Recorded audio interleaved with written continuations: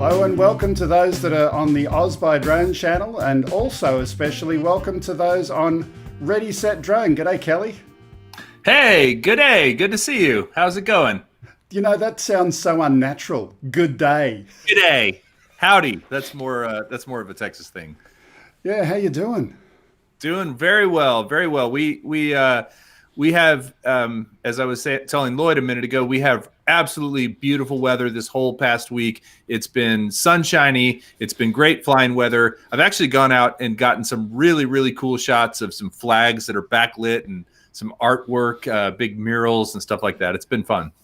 Been flying more recently. Good to hear. And just a quick explanation to those on both of our channels. We are simulcast on Ready Set Drone and OzByDrone today. The reason for that is because someone decided the time's changing, and we changed in America first.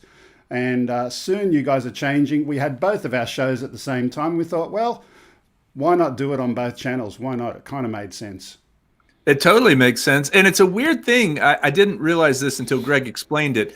Because they're in the Southern Hemisphere, right now it is fall, or it's fall in the US and spring in Australia. So we actually get further apart on time, and then we get closer together on time versus moving the same direction. So yeah, it was kind of a nice thing tonight that we were able to hook up. And also, don't forget, in 2 weeks, well, next week will be First Friday, but in 2 weeks we'll have our global fly-in, and we're going to start that early. We're going to do it at 4:30 U.S. time, Central time, so that hopefully I can get out and fly, or more people at least can get out and fly before it gets dark because of the time change.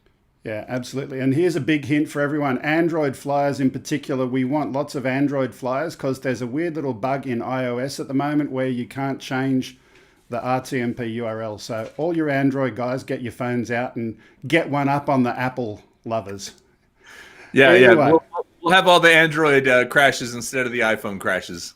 Yeah, absolutely. Before we get into the main part of the show, we've got to talk about the new drone, don't we? The new Phantom 5? Well, I was just waiting for you to go and, not say that other word that we can't talk about. But we will talk about the Phantom 5.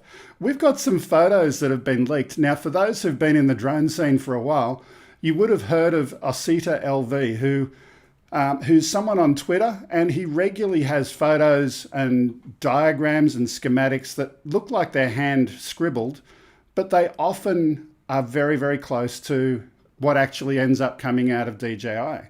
And he's leakier than a German U-boat. He lives in China, and he's in a lot of the Chinese forums, but let's just have a look at the very first photo.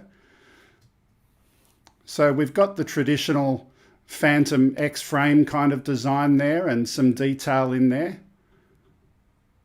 Then we've got a camera assembly down below. Yeah, looks familiar. And we've got some retracting landing gear. So what was it the, I guess the Inspire has retractable landing gear, right? Yeah, absolutely. Yeah, that would, I could see the upside of that, but I also think the complexity of that and the possibility of breaking them goes way up. Yeah, look, it does, but by the same token, the Phantom itself versus the Inspire, the Inspire is reliable, but it's more complex as well. It is.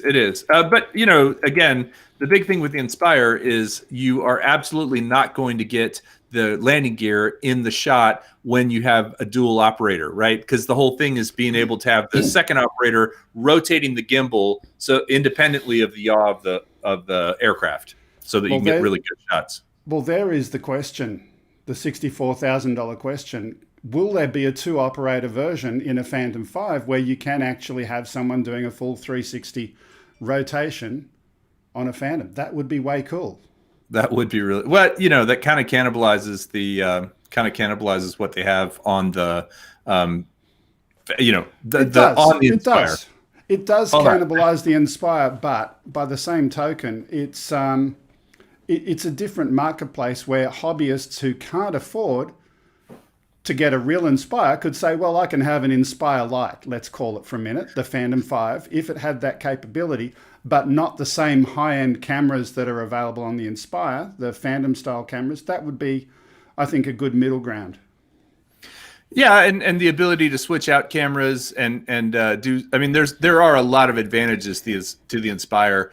I know also that Panasonic just came out with a Micro Four Thirds box camera that is supposed to be compatible with potentially with the Inspire at some point, is what I've heard. Yeah, absolutely. And speaking of the Inspire, before we get into the news, I've got one more quick little video clip, and this one's just for a laugh. It's not an Inspire, but it is a larger drone, and it's something that was sent in by one of our viewers in Discord, and I just thought, let's have a look for a laugh. Here we go.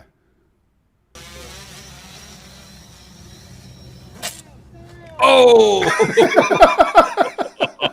One more time, please. Oh!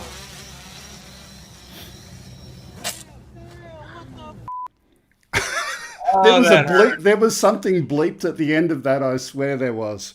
That just hurts. The other thing about that is too, they didn't mess around with crashing. They if you're gonna crash quickly, right? And they certainly did that. I mean, has anyone actually got a Guinness Book of Records commentary on the fastest crashes in history? That would be a good one to look up. That would be one of them. When I first started trying to fly FPV and taking it out of stabilized mode, that was generally what my flights looked like. It was just like up and then over, flip over, and then I got to go retrieve it. So I know what that's like. Yeah. Okay. Well, before we do anything else, let's get into some news. And as always, on OzByDrone, the news that we have today is brought to you by AirData UAV. Is your drone healthy or about to surprise you on your next flight? Don't wait to find out. Discover under the hood information and review the early signs of problems before you take off again. Use the discount code OzByDrone20 for a 20% discount. There is a link in the description on my channel. Do go and have a look at it. You can actually get a free version as well. If you're a hobbyist, you can get a lot of information under the hood, particularly if you're flying DJI equipment and some of the other larger manufacturers. Does it work on all DJIs? Like on across the board, or is it just for like DJI Go 4 drones?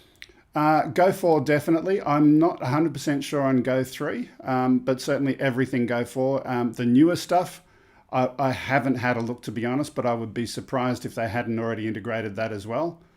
I'm going to give it a try, and I certainly want to try it with DJI Fly and see if it works with the Air 2. That would be cool if it does. There's two ways that it works. You can either get the DJI cloud-based information connected into their platform to ingest the data that way. The other way is there's an app that will get the local data from your phone and then push that across. Yeah. Very cool. That's awesome. Yeah. Okay. Well, let's get on. What we're going to do today is a couple of news stories, and then we'll go into some other stuff. But let's start with our first one. This one I've titled the Dart Drone.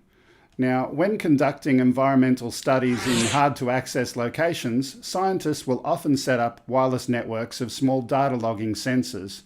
Deploying those sensors can be difficult or even dangerous work. Although drones have been experimentally used for the placement of these sensors, the deployment methods have involved dropping them onto the ground or sticking them onto vertical surfaces using an attached appendage, such as a mechanical arm.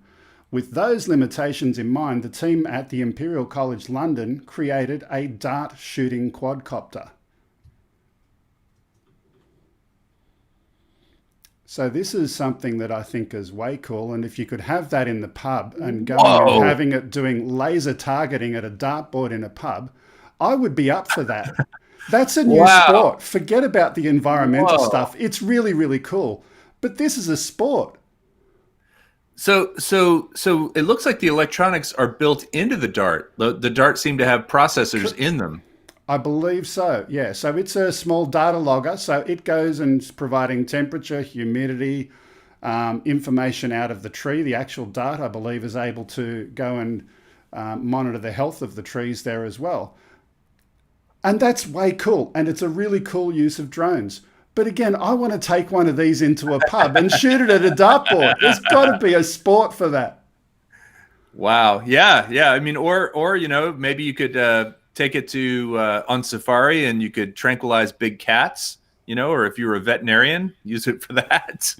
Yeah. Wow. That is.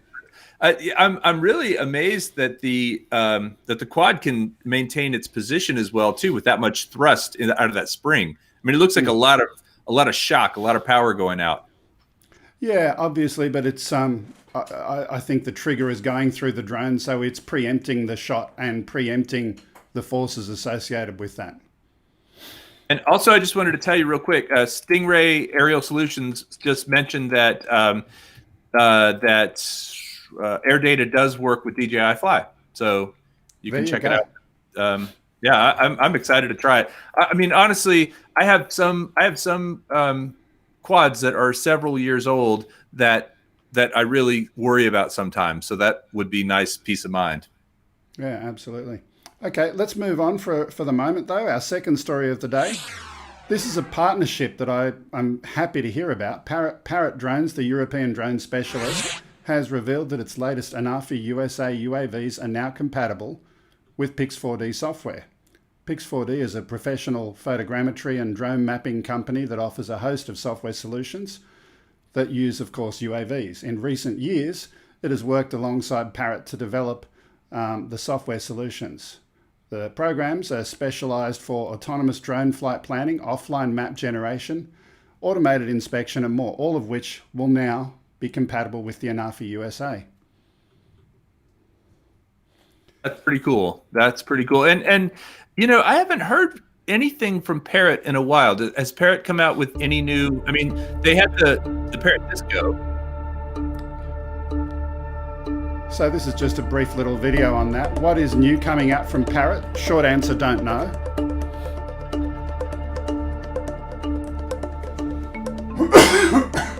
Pardon me. And it's funny too, because the Anafi really was a bit of a precursor to the Mavic Mini. I mean, it was that kind of lightweight. It had the very same type of propellers, the split propellers that were really light. It was great. I like the Anafi. So this is some stuff done with Pix4D, and I want to share with everyone who doesn't know. If you haven't used Pix4D, there is the ability to get, I think from memory, a 14-day evaluation copy of the software, and you can build a 3D map of your home, your property, or whatever it is that you're interested in doing. You go and put your drone up, whether it's a Phantom or now a Parrot, and go and take the photos, and it'll do that photo stitching and produce some absolutely stunning 3D models of those things for you. And I think that's gotten much easier to do than it was even 2 or 3 years ago. You know, the software, I have played with it a little bit, but I haven't played with it recently. And from what I understand, making those types of maps and models is much easier because the software does so much more of the work. It does, absolutely. Okay, look, that's interesting. The next one we've got on our list is what I call a stock drone now.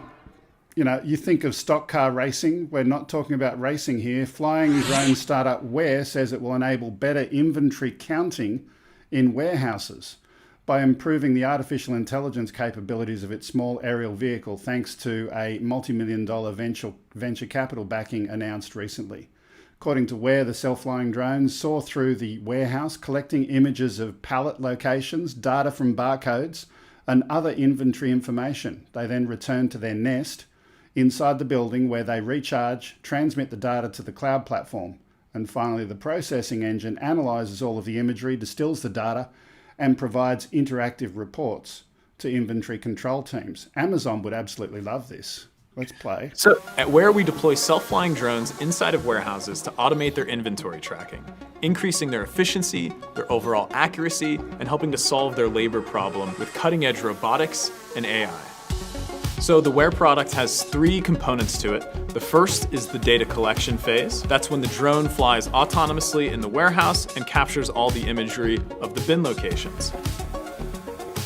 The second phase is the data processing phase.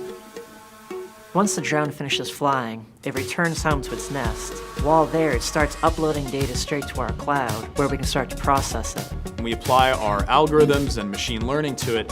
And the third phase is the report delivery. This is when we distill all those insights that we've extracted. I'm sure we get the idea of what's happening there, but I just wanted to have some of the vision of the drones going and flying and doing that. Totally autonomous flight, capturing the barcodes, the information, and sending it back to the mothership. Really cool. So you know that's a Skydio too in the shots. Yeah, So absolutely. I wonder if it's drone agnostic or if it has to be a Skydio or if it could work with anything. I think they probably selected the Skydio because of its camera capabilities. That's just my gut feeling. Obviously, you're GPS denied inside a warehouse, so that would kind of make sense. Oh, you mean the onboard cameras for navigation? Yeah. Yeah. No, that would make total sense because there's so many things you could run into, and Skydio generally doesn't run into stuff. Yeah. Coast to Coast Drone said, "Bye, humans, you aren't needed anymore." I think that's been the case for a few years now. We're really at this point just a liability on this planet. The machines could run it just fine on their own. Yeah, welcome to Skynet. We are absolutely there today. We are there. Okay. Now, we've done a few news stories, and I mentioned before that we're going to pause the news and go into something else. And apparently, the guest on the show today is me. It's Greg. Well, now we're switching over to the speed dial mode, and I kind of thought it would be fun to interview Greg because so many of us know him from this show, but we don't really know much else about the man. You know, I feel like he's a bit of an enigma and a bit of an anomaly. So he's doing all the switching tonight. I mean, this literally is coming all the way from my house to Sydney and then back out across the internet on 2 channels. He's a very, very technical guy. So the first thing I wanted to ask you, Greg, is what do you do when you're not doing live streams and when you're not flying drones? What's your full-time day gig or part-time?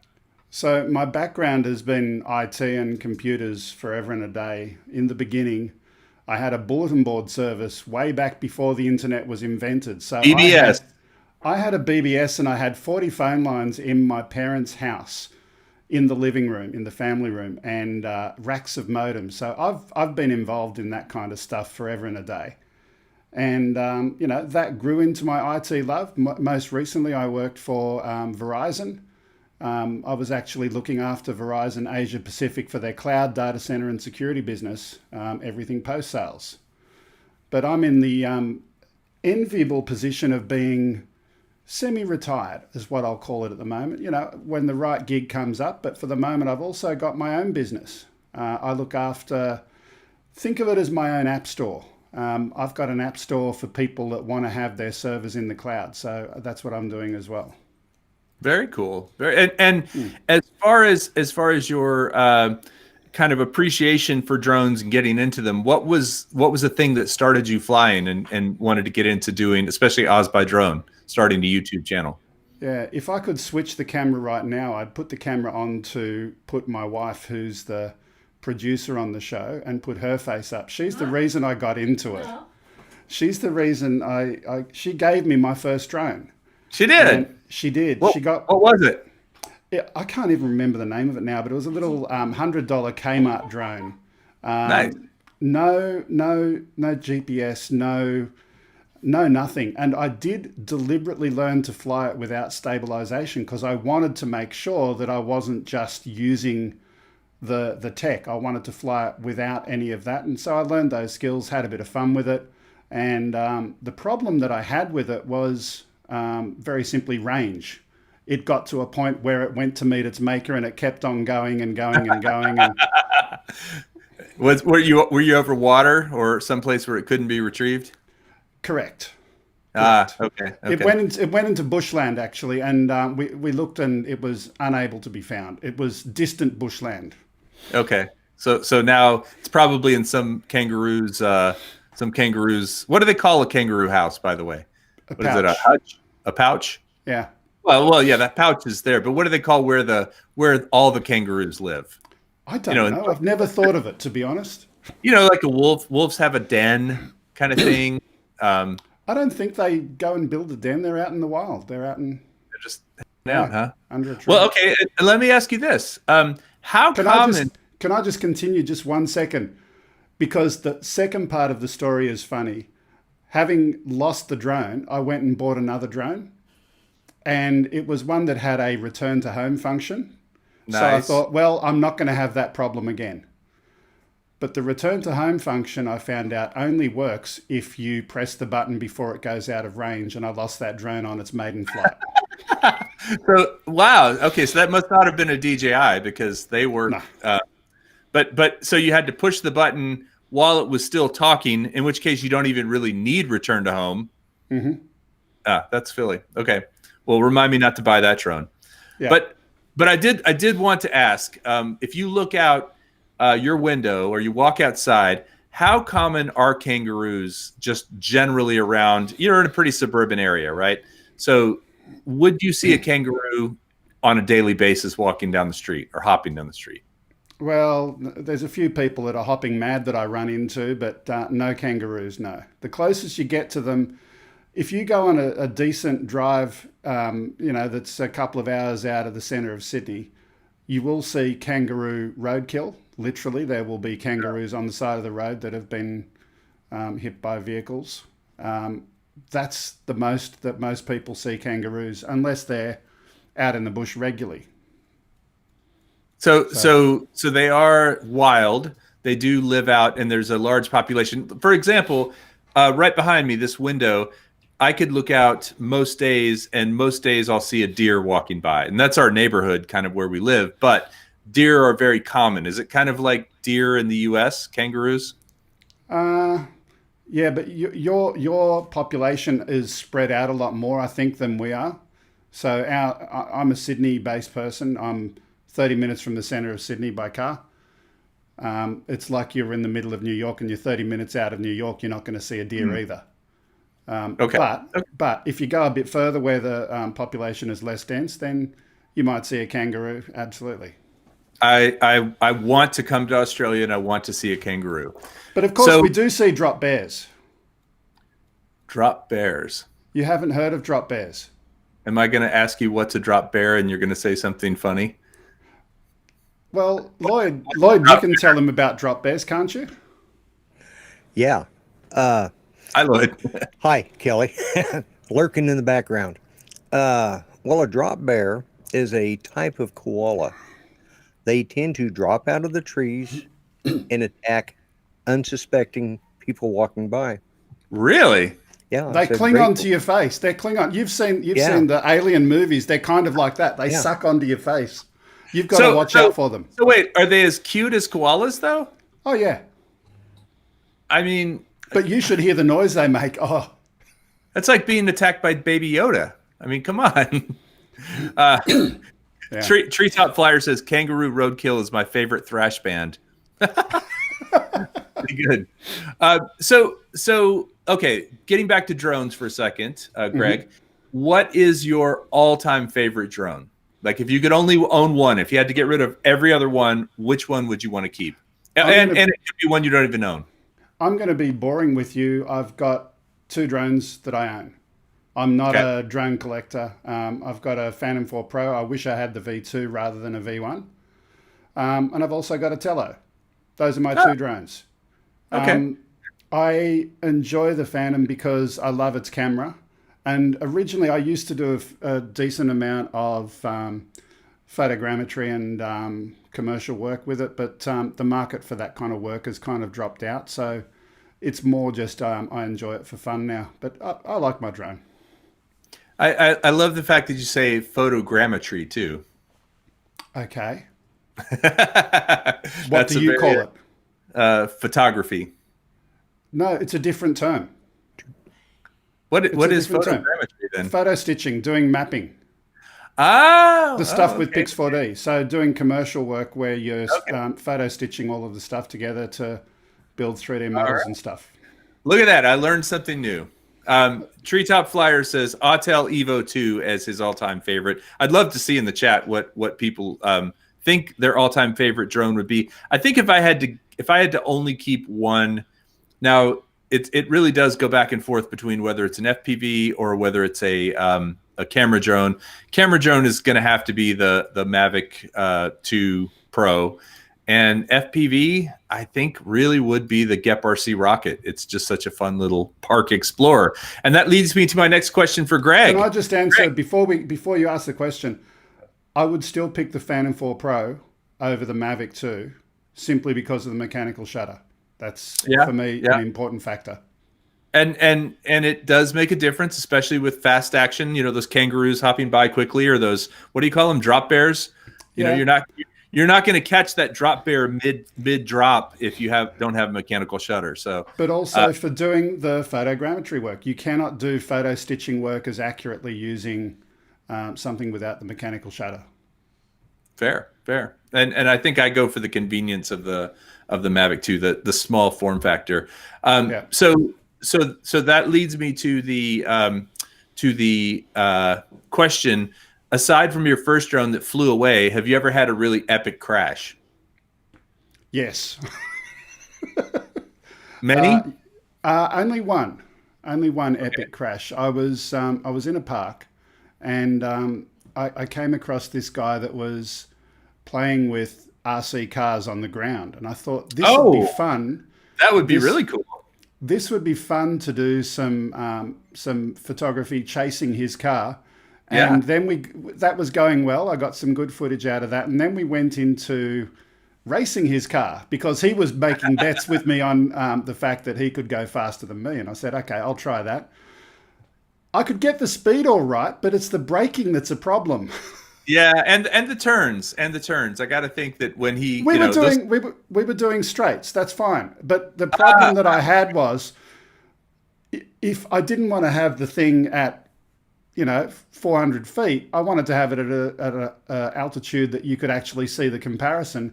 Yeah, and I misjudged the braking distance required to stop it before crashing into trees at the end. Oh yeah. I mean, DJI drones do generally. Was it your Phantom? It was, and I had DJI Care refresh, and they covered it. Okay, good. You didn't have to explain to them what happened or anything. It was just covered. Yeah. The only thing that wasn't covered was the battery, which is something just out of interest. Did people know that DJI Care refresh does not cover your battery? There's an interesting fun fact. Did you destroy the battery in the crash? It was cracked and bulging, so yes. Oh goodness. Yeah. Well, I could sort of understand that. I mean, the batteries are over $100 each typically, and so to include that, I guess they'd have to have a higher price point for it or something like that. I've had pretty good luck with DJI Care. I'm also going to mention something that I read today that Apple just actually, I don't know if you have Apple Care or have ever, with an iPhone, have ever broken it and turned it in with Apple Care. They have actually, just for, I don't know what reason, but they now allow you to tune or to bring in two cases per year if you have Apple Care. It used to be limited to one every 12 months. Now you can do twice every 12 months, which is pretty cool. Yeah, that sounds cool. What else have you got for me? Have you got anything else? Well, I guess I'll put you on the spot here because there's probably a few folks here in the chat that would be interested. If you are not producing a show and not doing anything with drones, and you just, because I find myself in this position every so often, and you just open up your phone, your tablet, your computer, and you turn on YouTube, whose channel do you watch, or what do you like to watch on YouTube? I watch other droners, but I'll share one that people might find amusing. Have you guys heard of a town in the US called Leon Valley? No, that's news to me. Lloyd, you heard of that one? Nope, never heard of it. Leon Valley is a small town in the US, and it's a channel called Justin Pulliam. My producer's writing something on paper, but I can't read it. You're always watching Ruds. Oh, and the other thing I watch is what's his name? Mousetrap Monday or something. I can't think of the name, but Sean Woods, he makes mousetraps, and it's just interesting to have a look at some of these old historical actual mousetraps. Like for real. Wow. Okay. So he takes I watched one this morning, and he had something in his house, and he had a electric mousetrap, and went and caught the mouse. You don't get to see the gross bit on it. 30 seconds of 5,000 to 8,000 volts of electricity. Oh, so when you say electric, you don't mean like an electric mechanism. You mean a No, that one was designed to. Wow. I can only imagine what a mouse looks like after 30,000 volts of electricity. That's got to be. The other thing that what are you talking about? Oh yeah, the other thing I watch is Mousetrap Monday. Mousetrap Monday. What's it called? The Marble Machine. No, I'll have to check this one out too. It's called Wintergarten, and he's a band, and he made a machine that's got these marbles in it, and it was a wooden-based machine, the original one, and he's making a new one that's more industrial in its build and design, and it's got little pins in it, kind of like a MIDI song track, and it's going to play a song. So the marbles actually hit the pins and make a sound. Well, the pins trigger the marbles to drop, and they drop on a xylophone. Wow. But he's also got drums in it. He's got an electric bass in it that it actually plays the electric bass as well. It's just incredible. Wintergarten. Did you ever see, do you know who Herbie Hancock is? I do. He had a song called Rocket. I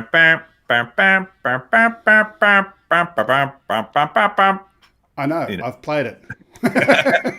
And that was, did you ever see the video for that song? It was all these weird kind of crazy steampunk kind of things playing the music. But well, so can I ask Lloyd the same question, Lloyd? I appreciate you said that you watch me. I appreciate that, Lloyd. But what's a channel we should all check out that Lloyd, the grumpy vlogger, recommends?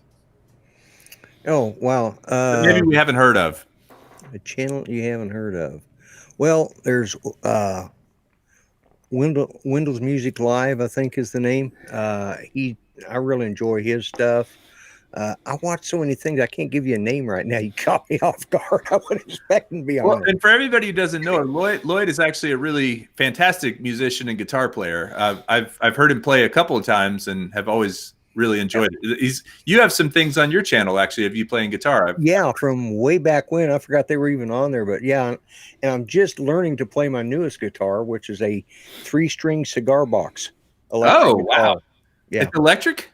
Yeah. It's got an amp about, it's like a 25 count or a 48 count square box made out a cigar box, and it's been electrified. So the amp is built into the cigar box? The amp is separate. Okay. They have a piezo pickup underneath the strings in the cigar box, and then you just plug it in. I could plug it into even my big amp back here if I wanted to, and I play it with a slide or chords, either one. It's because it is fretted. Some of them aren't, but so it's only 3 strings. 3 strings, yeah. It's tuned to an open G, GDG. Wow. And so anything that has a G in it, you just drum open and it will play. Right, the G. right. Or you can chord up on the 12. You can slide up to the 12th, which is your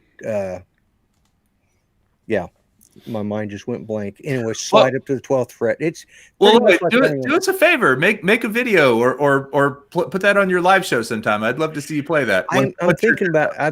I've been. That's what I've been doing. I've been so busy taking care of Judy lately.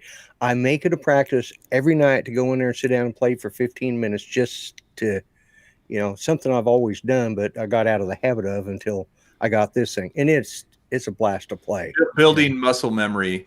Exactly. Since we're talking about music, I do have to share very briefly. Our regular co-host on OzByDrone, John, is his band played at the opening of the Sydney Olympics, and that's something that I think he's quite proud of. Swing band. Yeah, swing band. Swing City is the name of the band, and the interesting fact is you've got the musicians, and then you've got John, who's the drummer. I was going to say he's just a drummer. I heard this joke. What do you call a drummer who just broke up with his girlfriend? He's homeless. Homeless, yeah. Yeah. You can tell that to John. It's like, how do you tune a banjo with wire cutters?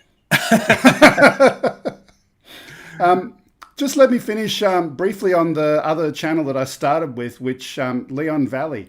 The channel name is called Justin Pulliam, and he's he calls himself an independent journalist. But There's been stuff going back and forth with alleged corruption in that city, and he actually goes and records their city council meetings. Some people might think, why would you sit and watch a city council meeting? But it's like it's a drama. It is better than a soap opera watching these guys. It's just insane. But anyway, that's one of the ones I do watch fairly regularly. Well, are either of you guys going to watch, or anyone in the chat going to watch The Mandalorian season 2? I think starts today. I'm excited. Absolutely. About it. I just saw the advertisement for today, and it's like, yes, season 2. What is this? The Mandalorian? Mandalorian. It's a Star Wars. It's a Star Wars show on Disney Plus. It's between, I think it's after Return of the Jedi is when it's slotted, and before the Force Awakens. The Force Awakens, yeah, it's somewhere in that. It's like 10 years after Return of the Jedi. Kind of the Empire's taken back over. So I got to just say this real quick, Lloyd. My absolute favorite is the 2 stormtroopers sitting on the speeder bikes. When they beat up Baby Yoda in the bag. But the dialogue between those two is just so funny. Yeah. I mean, it's just they're just 2 dudes sitting there talking, and you never think of stormtroopers as being just guys, but they really are. It. Yeah, they're just a couple guys. You really don't even realize it until like you've watched the Force Awakens and you see that guy come out of his. It's a person under there. Oh my God. Most of the time I thought they were robots for years. Yeah. That's definitely on my agenda for after the show is to go watch. Yeah, that's what I'm going to be doing too. Episode 1, and then I guess one last question for Greg. Greg, what is Halloween like in Australia? Is that like pretty much like it is here, or do you guys do stuff like crazier stuff? I can say when I was young enough to theoretically be going out to that stuff, there was nothing. But I started seeing Halloween stuff when my daughter came of that age where she wanted to go out and do stuff, and they are starting to become American. Is Halloween an American thing? Yeah, it's not an Australian thing. You'd have some other bizarre name for it, and it would involve Vegemite and kangaroo meat, right? Probably. Yeah. Yeah, it sounds like Audi made a Halloween drone video, so I will go check that out after this. So yeah, those are kind of my questions. I feel like I know you a lot better now, Greg. It's been fun. By the way, one other thing I'll share with you that you wouldn't know about me. Okay. In a past life, I was a musical director at a theatre company, and I was the guy conducting the band and doing all of that kind of stuff as a part-time hobby as well. And my favorite show that we've ever done was Little Shop of Horrors. That was so much fun. Nice. Feed me, Seymour. Feed me. Feed me blood. So do you play an instrument, or are you the conductor? I was playing keys and conducting at the same time, so keyboard. Wow. Yeah. I used to teach music years and years ago. Wow. All right. Old instructor Greg, he would slap you with a ruler if you didn't get the chords right. That was how I actually met John. I was at band camp, and we were having tea and scones on the lawn. And the next thing you know, the students didn't know this was going to happen, but the teaching staff had it all arranged. John Morrison and James Morrison, this is how I met John, actually came and landed in a helicopter on the lawn at the place where the campsite was happening. And everyone knew these guys. John and James were pretty famous musos. And yeah, that's how I met them. Later on, John started using my bulletin board service, and we became mates through that, and the rest is history. Someone pointed out that a very popular costume in the U.S. is Crocodile Dundee. Oh, actually, I've dressed up as Steve Irwin a few times, so just for fun. Crikey, that's not a knife. That's a knife. That's mixing the two together. Absolutely. And speaking of nature and Crocodile Dundee, our next news story. Did you like that Yes. transition? I did. Our next news story is like from this National Parks and Wildlife. Following our devastating Black Summer bushfires in Australia, New South Wales National Parks and Wildlife has been using drones to assist with post-fire recovery. Some of the specific activities that the drones were used for included ecology assessments, which are live snapshots and maps of different terrain across the state, multispectral mapping to examine the types of vegetation that either survived or were destroyed, and archaeological analysis of historical sites, and even thermal scanning to assess the animal population in certain areas, particularly in the remaining vegetation patches. So they're going out and seeking koala population. Koalas have been largely devastated from our last Black Summer bushfires, and they're trying to help them along as best they can as part of the recovery using drones. Well, and now that you told me about drop bears, I'm not as into koalas as I was before. They kind of scare me at this point. Mate, I'm just waiting for you to come down under, and we'll make sure we got some drop bears for you to see.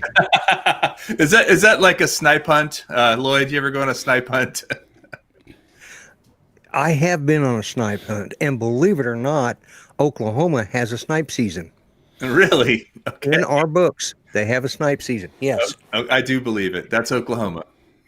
Yeah, well, we have other things here too, but yeah, we have a snipe season. It's actually like a grouse or a river grouse. Okay. Yeah.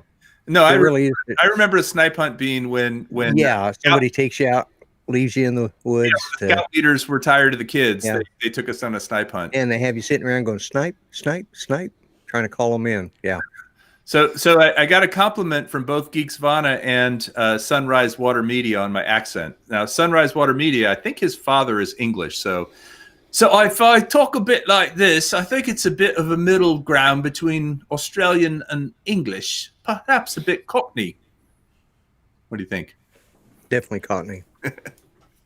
Cockney, actually, yeah. Cockney. Right.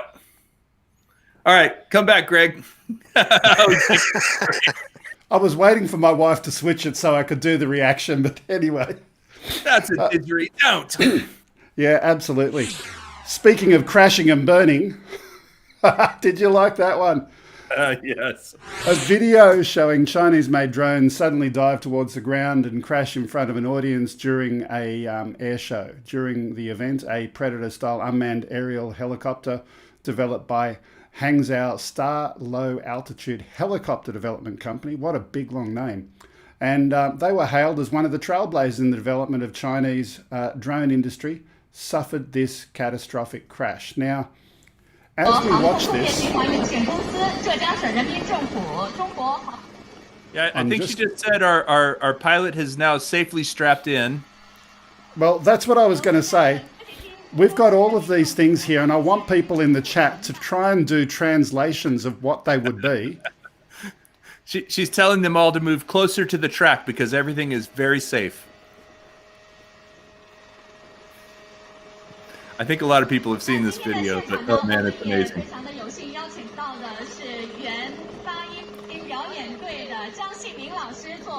Yep, and that she's translates to, and the drone is unable to be crashed. It's got image stabilization. It's got stabilization systems that make it totally crash proof. And I think she also said that the blades, the propeller blades, are made from some sort of noodle. It's actually some sort of a lo mein noodle that won't hurt anything. Absolutely.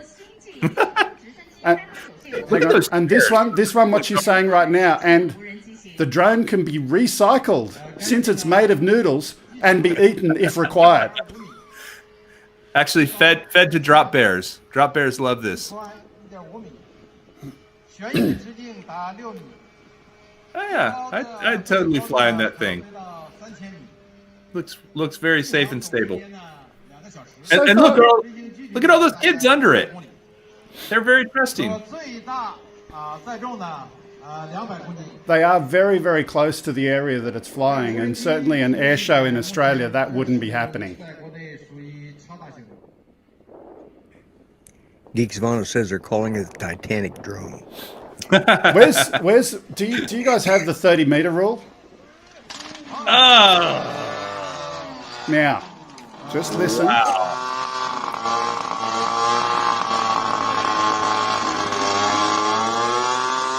Now, you guys on the rendezvous can't hear it, but that audio, it's continuing to run the engine at a very high speed. Now, unfortunately, after the video cut out, I have seen another clip.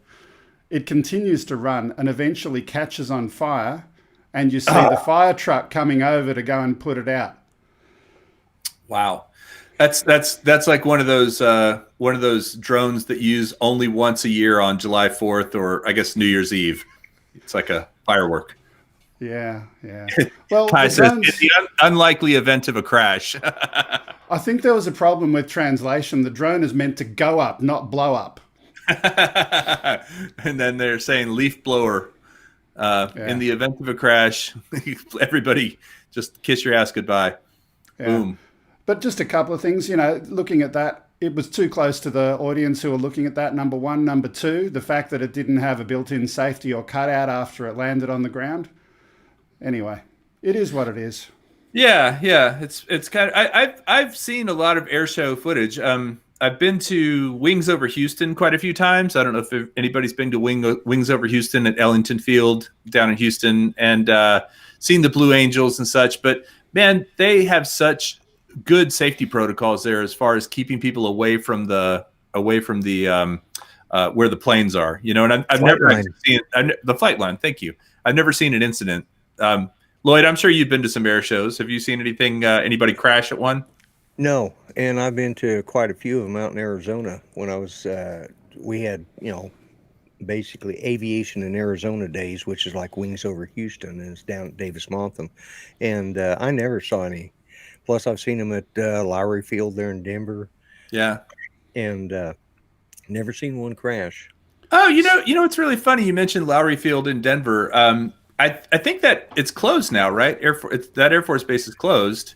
And I've been to it. There is now a beer garden called Lowry Garden, and it's right under a big static of I don't know if it's a B-52 or it's a big cargo plane. I guess a B-52 is a bomber, but maybe what's the C? C5, C17, probably a C5 if it's a really big one. It's a C5, and it's a static just sitting there, and the beer garden is under its wing. If you ever go back to Denver, it's really cool. Well, I'll have to go check that out. Yeah, that's where I went through my tech school at, and for weapons training, and it was, but that was 45 years ago plus. a little while back. Well, that was when you were still in black and white. Anyway.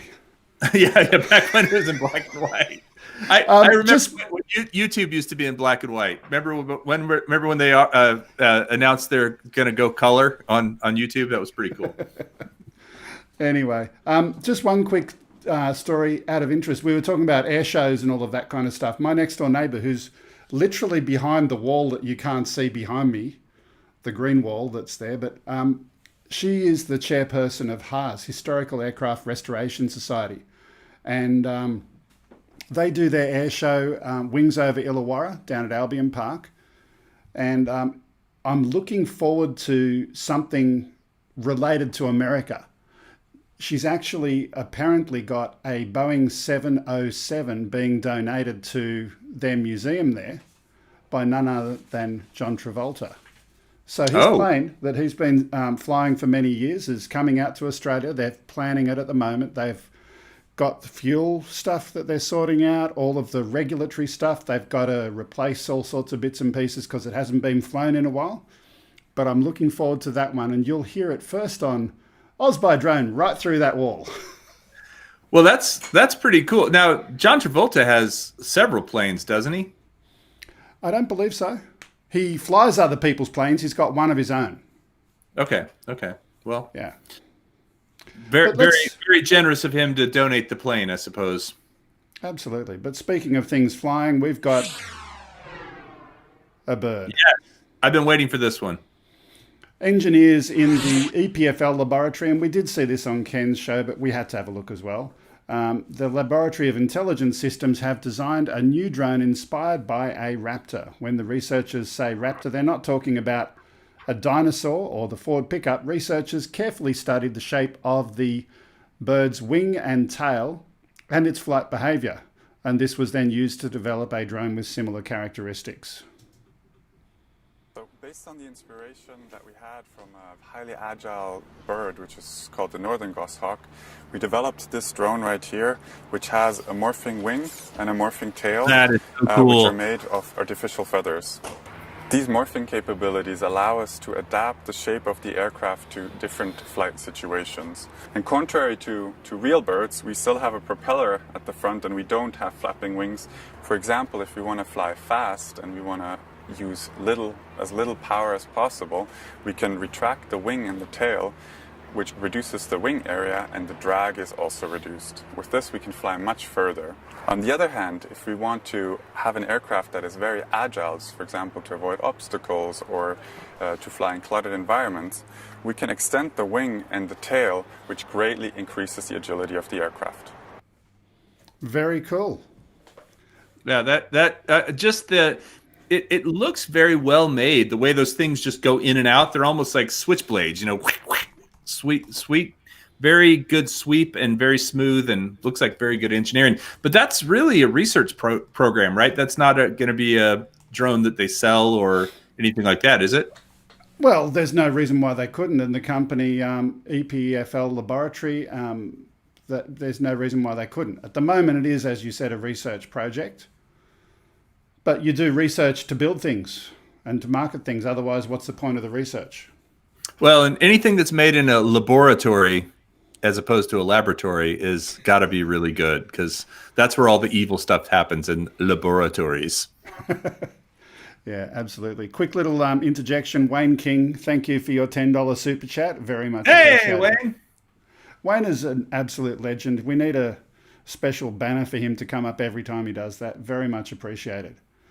Everybody, Wayne King tonight. Absolutely. Now, everybody have fun. Where are we up to? If I have a quick look at my agenda, we've done the bird drone thing, and we've got one other thing that we need to do. And I restarted this computer, so I don't know if it's going to work. The old reboot. Well, no, it's okay. Let me just type one thing in here, and it's just got to quickly re-render it. It'll work. All right. There we go. Ladies and gentlemen, boys and girls, it's time to play Stuff the Yank. That's right, ladies and gentlemen, boys and girls. It's that time of the day that we love, and Kelly's going to hate because we're going to try and make a fool of him. It's time to play Stump Already the got Kelly. that covered. I wasn't going to say that, Kelly. So, All right. for Let's those hear who your are... Star Wars or 80s rock music trivia, I got those two things. Nah. No. So for those who are regulars on Kelly's stream and not so much on my stream, we do trivia about Australian things and share that, and we'll just see what happens. So, Grump, you've got a question. What's your first question?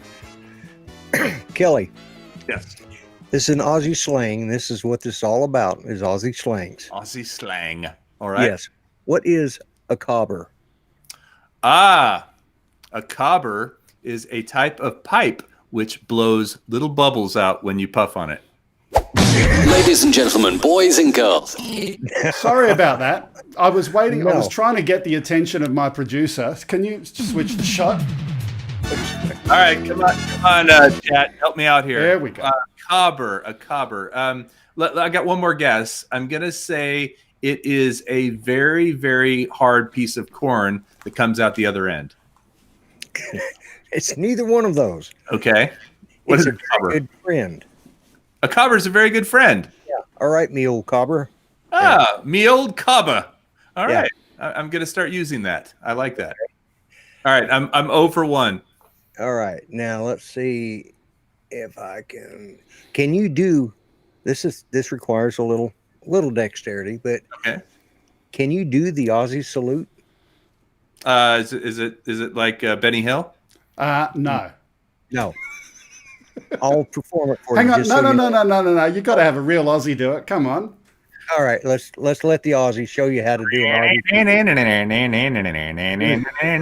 There we You're go. trying to get rid of flies that are buzzing around your face 24/7. That's the Aussie salute. I do that much a lot because I have flies in here sometimes. Yeah. I thought it was more that someone just broke wind. So Now here is a trivia question for, and maybe Greg doesn't know either, but do you know? Do all Australian military salute like this, or do they salute like this, or do some do one of each? I'll let Kelly go first. I thought it was. I really did think that anybody who was part of the royal British Commonwealth. Yeah, the British Commonwealth saluted like this. Am I right? I had heard that there were two different types of salutes but I don't know what they are. But different branches of the armed forces. All branches of the military salute like this, except for the Navy. The Navy salutes as the Americans do. The reason is because in the days before sailing ships and all that, what happened was you'd come up to your officer, you'd salute like this, show that your hand didn't have a weapon, so you weren't going to try and kill them. It also showed that you had enough respect to show you had clean hands. But because the Navy with sailing ships used ropes and grease and all that, their hands got dirty, so they started saluting like this. So rather than disrespect with dirty hands. That's pretty good. That's a good story. I've heard that's kind of the same thing with waving at people. The reason you wave to people is to show that you don't have a weapon. Right. Huh. There you go. Can I share a question that we actually had last week, which was a really cool question? And Kelly, do we have more people in Australia or more kangaroos in Australia? I'm going to say kangaroos. You are correct. We actually had the number last week of the population of each, but it was pretty big. More kangaroos in Australia. 40 million kangaroos, and I don't know what the population is of Australia. Brad just told me I'm out of focus, so well, you are now. Yeah. You are now. You've zoomed just a little bit onto your chinny chin there. Somebody needs to That's shave, the zoom, not the focus. Yeah, I know. I'm trying to get the focus in. Let's see. There we go. Thank you, Brad. Is that better or worse? Well, we can. I'm stuck in. Yeah, there you go. Yeah. Somebody needs to shave. More kangaroos, probably by a lot, right? I mean, yeah, by I think several million. So I have a little trivia. I have a little American trivia for Greg. Lloyd, you probably know the answer here, but the Jeep. Are you familiar with the Jeep, the vehicle? Yes. Greg? Yes. Okay. Do you know where the name came from? No, but I know the subsequent names where they came from. Well, I'm talking about the actual brand name of Jeep. Hang Do you on, know where let me phone a friend. I'm going to ask my producer. What? Do you know What about? the Jeep, where the name came from? I know it's the Jeep, it's like the military car thing. Yeah, I know that's what it is, but where the name came from, no, we don't know. All right, Lloyd. Actually, two possibilities. The more famous one is from the little character called Jeep in the Popeye. I can't remember his name, but he used to go Jeep. It was in Popeye cartoons. Also stands for GP, for general purpose, which is the vehicle that it was. That's the one I've heard. Is it was called it was a general purpose vehicle, which got abbreviated to the GP, which eventually became Jeep. Okay, and what is the subsequent name? What is the subsequent name that it gets used when it's used as a public utility vehicle? Also known as a PUJ. A Pooj? Yeah, but what is the full name? Hang on, Kelly first.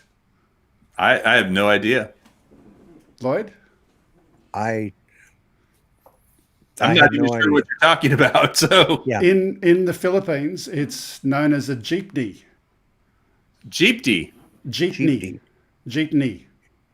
So they actually use them as buses. They do stretched jeeps. They stretch them, and the people sit in the back of them and use that as public transport. So you can roll over anything. Yeah. Well, some of the roads they probably need them. Kelly has a question for Greg. How many stars on the American flag? 50 something. 51 or 52? Just 50. 50? Okay. I guess there are stars on the Australian flag too, right? I'm counting behind Lloyd. How many back there? Is it 6? 7. Well, let's ask the question on the Australian flag. What is the pattern that is used for the stars that are on the flag? Let's put Lloyd full screen so we can see the flag there. Can you do the flag? Can you make yourself disappear, Lloyd? Yeah, let me see if I can do that. How do I do that? Is it the capital of each province, or what do you call them? States? I don't know. No, what you call I'm them. talking about the pattern specifically. Right. So the pattern would be where the capitals for each of the states would be. If the map. No. Okay. No, I can't. If He this can't was make on, himself disappear. Yeah, I can't. I could if this was on vMix, but I'm using Wirecast today, so It's the bird poop. It's the Southern Cross. So it's Southern a Cross, constellation. It's okay. a constellation that's in our sky, and it's down under. It's our doesn't little it thing. also represent the states and territories of Australia? Correct. So it's connected to that as well. But that's just the pattern that I was sharing with you. Southern Cross. There was a musician. There was a song called Southern Cross. Do you know who did that one? I'll have to find it. Yeah, you're gonna have to. You're gonna make me look it up. Yeah. It was somebody like I want to say Christopher. It was kind of along the same lines of "Sailing takes me away to where." You know that song? Yeah. I promised I wouldn't sing. Well, I didn't. I didn't start listening to 70s and 80s rock music until I was in my late 50s, early 60s, because I grew up on country. That's all I ever listened to, and I didn't like any of the music of my times of the 70s. Both kinds of music, country and western. Yeah, both kinds, country and western. Yeah, Blues Brothers. Yeah. Oh, Okay. I like the Blues Brothers. Yeah. All right. It's Well, I'm been- 0 for 10, so you stumped me. Yeah, absolutely. It's been fun stumping Kelly, and we've got 2 more news stories and a quick little flashback after that. The next story is about a 360-degree drone. So Door Vista Robotics has a Kickstarter campaign to build a drone with 360-degree footage capture capability. The camera seamlessly and automatically captures 360-degree footage, stitches your video to remove the drone, so it's got top and bottom cameras, etc., and converts it into standard video. Plus, with autonomous navigation, it can navigate outdoors and indoors on its own, and it's really going to be good for virtual tours and new area exploration. Let's have a look. Professionals and enthusiasts are hungry for a technology-packed aerial drone which is beyond limitations. Introducing the Vista, a drone that captures the best angle every time with its 360-degree 40-megapixel camera. The Vista is powered by Sony, with its dual IMX204 sensors, 4 LiDAR sensors, an optical flow sensor, and stereoscopic cameras, making it the most advanced camera drone on the market for professionals and enthusiasts alike. Vista is the first indoor-outdoor 360-degree camera drone. The Vista is capable of 3D mapping full interactive environments and tracking the movement of objects in space. For professionals, the Vista is an ultimate solution. Set its path and sit back while the drone creates virtual tours, completes inspections, identifies and tracks objects, records measurements, and so much more. With the Vista, no tripods are needed for virtual tours because this camera drone flies inside and can do so autonomously using the full suite of sensors and proprietary software. All your footage and data is uploaded directly from the Vista to the Door Robotics video editing suite, where 360 video content can be edited and converted into 3D models with exact measurements, virtual tours, and 2D images. So I'm just going to fade it down. We'll watch the rest in the background, but just let's chat about it. The whole idea of a 360 camera drone sounds really good. What do you think? I mean, it's a great idea. The actual footage looks very bumpy. Like, it doesn't look very smooth at all. Yeah. What do you think, Lloyd? Well, that's what I was thinking. It's pretty unstable. It sort of looks like when I try to fly oh, that little drone I won off your channel is kind of in the air and everywhere, bouncing around. Yeah. I mean, which I guess with image stabilization, EIS, you could fix that, but it just didn't look. If you put a Mavic up like that, it's going to stay at the same height. Yeah, not exactly around like that. I think the problem is that they're to do image stabilization, because they're also doing 360-degree photo stitching live in real time. It's going to be difficult to do both at the same time. Sure. Actually, hey guys, there's somebody at my door. I'll be right back. Hold on. I don't think my wife's here right now. Right back. So while we're waiting, Lloyd, tell us a joke. Yeah. Okay. Let's see. You do this to me when I'm least prepared. Give me a chance. Okay, here we go. Just a statement here. I don't know if you've heard about it, but they're a new type of pillow. They're a corduroy pillow, and they're really making headlines. Okay, you missed that. All right. I didn't get it. Corduroy, a pillow. Headlines. If I got to explain it, it's not good. No, it's not. What pay? No, I'm not going to do that one. That one was too. I think I got it. Why is this guy so unhappy? Yeah, that was a bad joke. I know. Yeah. Why is this guy so unhappy? Why? It has the blues. Okay. Look, while we're waiting for Kelly to come back, you pay for on this show. Yeah, I know, and I'll give you a 100% raise. Thanks. Okay, now my computer's just frozen. If I wait 10 seconds and then press that button, there we go. We're going to have a look at the beginnings of our last story for today. Drone Matrix is a European company that sells semi-autonomous drones and accompanying docking stations. That's nothing new. YACOB, this drone was recently selected for a pilot project by the Antwerp police and their fire department as a way to enhance security and surveillance measures while reducing helicopter noise. The drone tech is interesting, but the capabilities of the ground station shown in the video, that's pretty impressive. Just have a look at this.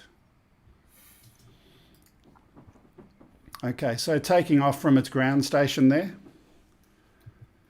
Now, the original video is much longer. I've trimmed it down to just a short video. But what's interesting is, as it goes by, it's tagging objects in real time, whether they be people or whether they be vehicles. Anything that's moving in that space, it's tagging them in real time. Now, I don't know about you, but I've seen some of, I can't remember the name of that show where they had surveillance cameras all around, and it was an American-based show, and it was tagging and having ID numbers against everything and anything possible. Well, this almost looks like when the Terminator's walking around in the first Terminator and everything's popping up, his heads-up display is showing him everything. You know what I mean? It's like in real time he's getting all this data. That's pretty awesome. Yeah.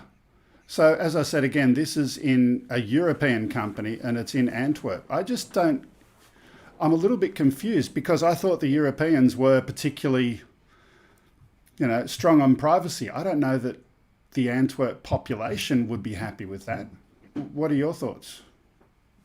Well, I mean, when you say the Europeans, you say the Americans, you say the Australians, not everybody agrees on things, right? So some of them may be into privacy, some of them may not. It's really, there's going to be a company that's going to develop something like this if there's money to be made, so that's just kind of the fact. It's all in how it's used. Yeah, perhaps. I don't know. I'm just seeing... Art said the name of the show. I'm trying to find where he said it. Person of Interest. Person of Interest. That's the name of the show. I remember that now. Yeah, it was an interesting show. Person of Interest. And also, I wanted to tell you guys, it was. I got the note here. Crosby, Stills, Nash and Young. That's who does Southern Cross, the song. Okay. Oh, we've got a great audience out there. They can answer any question. Yes. Except what a cobber is. I didn't get any help on that one. Ken Heron just gave you a super chat, Greg. Oh, thank you, Kenny. Thank you. What's up, knuckleheads? Thanks. Speak for yourself. What a cobber. And if you weren't here earlier, you don't know what that means. So go look it up.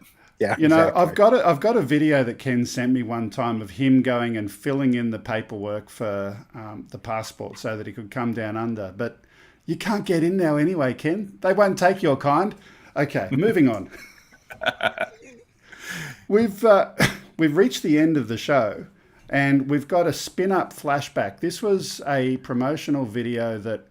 Wait, before you play it, though. I'm not going to play it yet. I'm definitely going to not play it yet. This was a spin-up flashback that we're going to have a look at in a few moments, and it was a promotional video that was shot for spin-up that wasn't used a great deal, and we're going to have a look at that and have a little bit of fun. We'll chat in the background afterwards, and at the very end, we're also going to go into Discord. So if anyone wants to have a chat, Lloyd, can you do me a favor? Can you post my Discord link in Kelly's chat? And we'll see if we can have a few people having a chat with yourself, Lloydie, Kelly, myself. We'll have a chinwag there in the voice chat room. A chinwag with our cobbers. Absolutely. Cobber chinwag.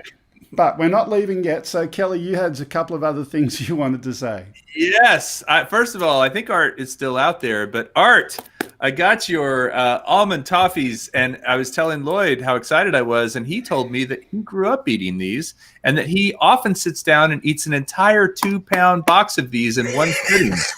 I think he said that. And you know, I could if I wanted to. So I have right here the official opener of all boxes in this house, and we're gonna check it out because I had supper a little while ago, and this is going to be dessert. So Art, thank you. I really appreciate it. As a matter of fact, Art, I'm curious how your Bugs drone is doing. I owe a Bugs drone, I think, to Ray Kelly, and I swear I had some problems with it, but I got it all fixed. And so as soon as I do my review, I'm going to send it to you, Ray. So let's see. This has a nice little. This is like an unboxing video. Had a nice package there.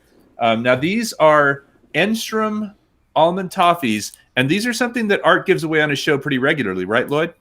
Yes, he does. So they have a little bit of this powdered stuff on here. I'm hoping this isn't ricin or anything like that. No, Let's see.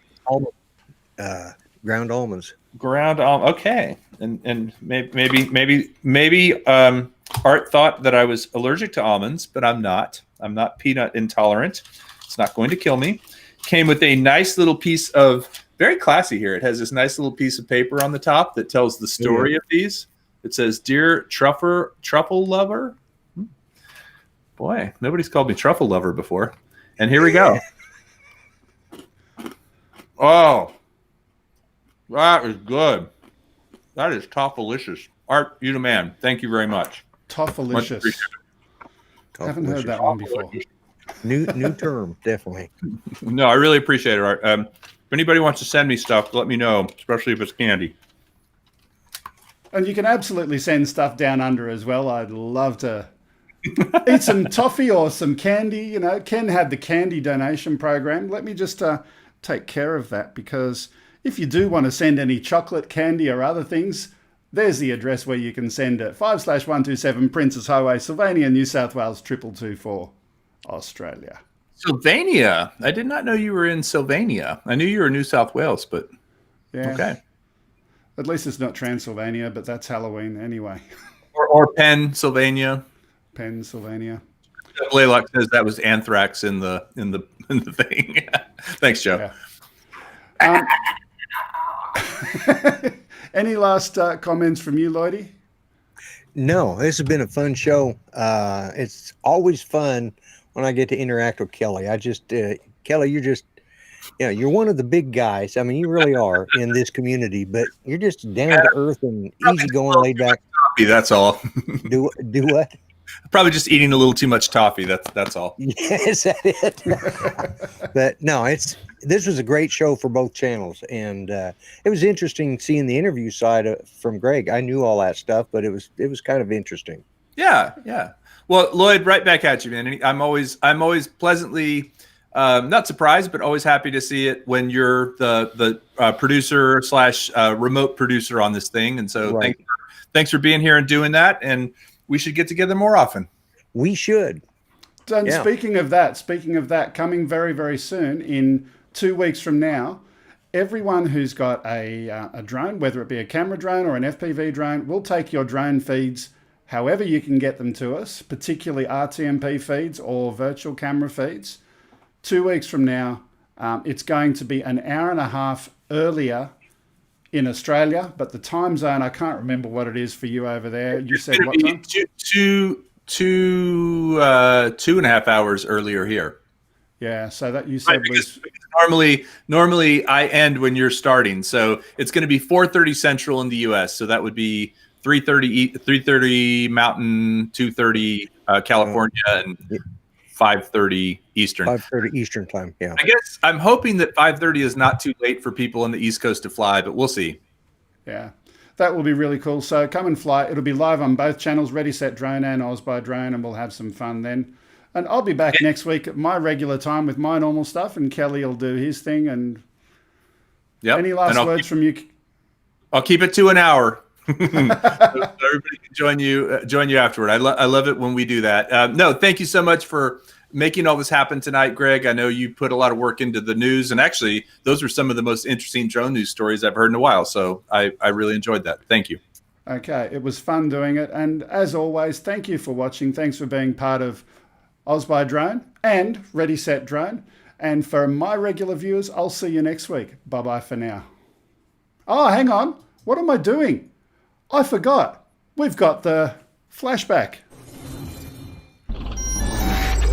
I'm used to signing off at that point. Here we go. Hey, what's up, guys? This is B from Droner Tech, and I'm really excited to be sitting so far away, even so close, I can almost feel you, from this guy right here, Kuhnert. And the reason we're sitting so far away from each other is because we're in Austin, Texas right now for the drone spin-up with Ready, Set, Drone, and I'm super excited. It's happening tomorrow, and you guys need to be a part of it. But this is Kuhnert. Hi, Ken. Hey, B, how are you, man? I'm good, man. So you're going to be here with me, obviously, tomorrow. Yes. What are you most excited about? I'm most excited about smelling each and every one of the people in the drone community, because something that you people don't realize is that B smells fantastic. He's a good smelling man. Oh my gosh. And I know you lied and said that I smell good too, but I know I got that old man smell happening. I know I do. Oh my gosh. So ladies, this is just a piece of what you're going to be getting, because you and I are actually going to have a segment where it's just me and you. Oh yeah. So yeah, man. We got the teleprompters going so we don't go off script. Oh, bruh, it's like there's no teleprompter. I don't know why you acting like it's gonna be bad. All right, but it's gonna be good. So y'all, look, it's gonna be on Ready, Set, Drone's page tomorrow. So pull up. I'm a little worried though, because this is an earthquake-prone area. I don't know if you knew that. Oh my gosh, is he really? Oh no! Hang on, Brennan! Brennan, hang on! This is why he has no friends. It's the big one. This is why he has no friends. Yo, the man. The legend himself. This is you. This is Kelly from Ready, Set, Drone. Hey, how's it going? Bro, this is your event. This is your 3rd year of doing this. And honestly, there's been a lot of challenges, I know. You're like, yep, to me. There's been a lot of challenges, I know, obviously with COVID and all that. But you still managed to get us all here. You still managed to organize this and get all these people to come already. And I just want to know, what are you most excited about? I am most excited about trying this as a virtual event because I know in the past a lot of people at the live events who couldn't attend wanted to watch. They were like, I want to see what you guys are talking about. I want to see how you're interacting. I want to see all that stuff. And quite honestly, streaming was never really something I wanted to do at the events because I didn't want to cannibalize the live attendees. This year it's all streamed and I'm super excited about that. We have a killer setup here. I mean, we got this back here, but we also have a whole bunch of tech on that side. We've got a professional crew coming in to run this thing so that we don't have to worry about it. We got monitors, we got multiple cameras. It's going to be really, really awesome, and I'm super excited to push myself to do that, number one, and number two, to bring it to a global audience. I'm just excited that you got me to come here. This is the first time I've traveled since March, and I feel really good about it. And also, I have one other question that I'm looking forward to see what your answer is. Okay. I hear that, in the preparation meeting that we had for this, that there was a bet that was made. You want to have anything to say about what that might be? Sure. I'll say it. I'll tell everyone that I told these guys that we should have a good time and have a chill attitude, and that if any of them could make me cuss And I should say without hitting me or physically You should've said damaging that, me. but you Yeah, didn't say I didn't say that. But let's assume that was assumed. If any of them can make me cuss tomorrow, I'd give them $10. $10. So just for doing something that would make me so mad, because I will cuss occasionally, but I like when I cuss. On How much did you pay out? I want to cuss, not because I've been. I actually didn't pay a dime because I never cussed.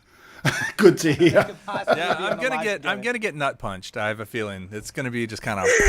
We could have done this for free. But either way, stay tuned tomorrow. and Aaron did Get the punch me link in the below. nuts, though. Watch it because honestly, this man, I'm here for it. Yo, and this is the incomparable Sean Oz. Hello. How you doing, brother? I'm doing all right. Yo, tomorrow's gonna be lit, bruh. It's gonna be a blast. We are literally out here right now. We are. We flew. Did you fly? I literally flew here. I flew, and the airport was amazing. We risked our lives to be here. But there was nobody there. There was nobody there. It was the fastest I've ever gotten through a check-in in an airport ever. No one sitting next to me. And the thing is, we're gonna make it worth it because I actually am really curious. What are you most excited about for tomorrow? Because I'm excited about a lot of things. But what is the thing that you're like, I know this is gonna be, yes, I say it, lit? I'm excited for Spin Down. What? Not that I'm not excited for tomorrow. Okay.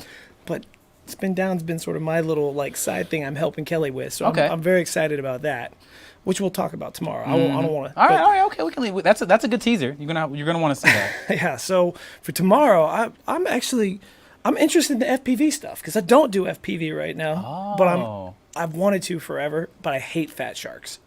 Well, the DJI ones do. That's the way to go now. I do, That's but going to be part of what we get to talk about tomorrow is because I'm just now getting into FPV. Are you? I am. Are you doing the DJI? I am. Yeah, I'm doing the DJI straight up. And I'm using the, what's it called? The simulator, so. Okay. You've been messing with the DJI and the simulator? Mm-hmm. Okay, so you're getting used to the feel already. Oh, I'm all the way in. Like, this is the way to go. It's just time consuming. The FPV stuff is time consuming because you break it, you got to repair it, you break it, you got to repair it. Oh, yeah. But that's what the simulator's for. You ain't going to break nothing. Right.